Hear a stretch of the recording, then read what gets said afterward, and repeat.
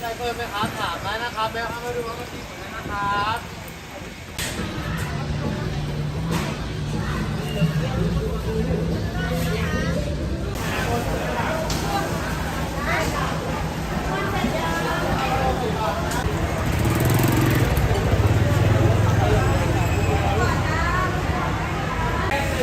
02 บวกราคา10 โลเท่าไหร่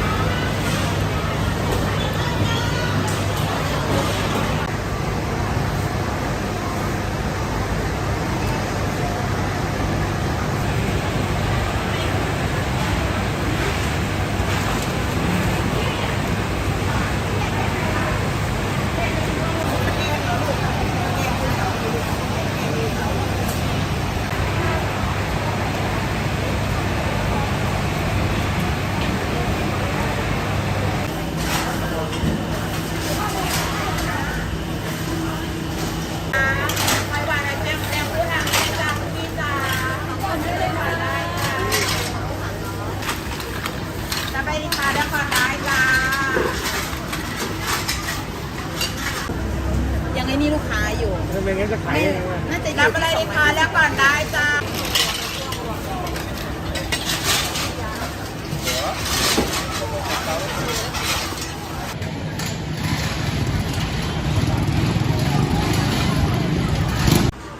ร้านลุงตู่ก็ถือว่าขายดีค่ะคุณพี่เพราะว่าเป็นเส้นทางที่ลูกค้าเดินจ้ะแล้วก็ปีใหม่ปีนี้ก็คือลงของสต็อกรอลูกค้าเยอะมากจ้ะแต่ว่าลูกค้าก็กำลังเริ่มทยอยเดินจ้ะยังไม่ค่อยบูมเท่าไหร่แต่รอ3-4-3-1ก็คือน่าจะบูมค่ะทีนี้จ้ะ แล้วสินค้าขายดีที่ร้านนี่อะไรบ้างคะ มีอย่างแรกเลยค่ะหอยแครงหอยแมงผู้ยำหอยนางรมเป็นตัวเด็ดเลยจ้ะ ครับแล้วราคาหอยปีนี้เป็นไงบ้างคะ ราคาหอยปีนี้ก็คือแรงมาก มาแรงเหมือนกัน แต่ว่าเท่าที่ดูนี้ก็ราคาก็ไม่ได้ขึ้นเยอะ อันนี้คือยังไม่ขึ้นค่ะพี่แต่ถ้าจะขึ้นก็น่าจะได้ขึ้นที่นี้ ราคาส่งมาสูง ราคาส่งมาสูงค่ะไม่ใช่พวกหมูขึ้นเองนะจ้ะ ราคาส่งมาสูง แต่ว่าทางร้านเราก็ยังไม่ได้ขึ้นเนาะเลย ใช่ ขายราคา ค่ะ ปก ยัง ติ ไม่ได้ อยู่ ขึ้น แต่ก็มีแนวโน้มว่าพรุ่งนี้อาจจะขึ้น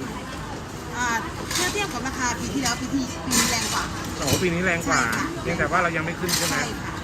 แต่ว่า ไซ ถ้า ส์ใหญ่ไซส์เนี่ยไม่รู้ว่า300พรุ่งนี้จะอยู่แล้วใจมากค่ะเพราะว่าราคามันก็มาอยู่สูงสุด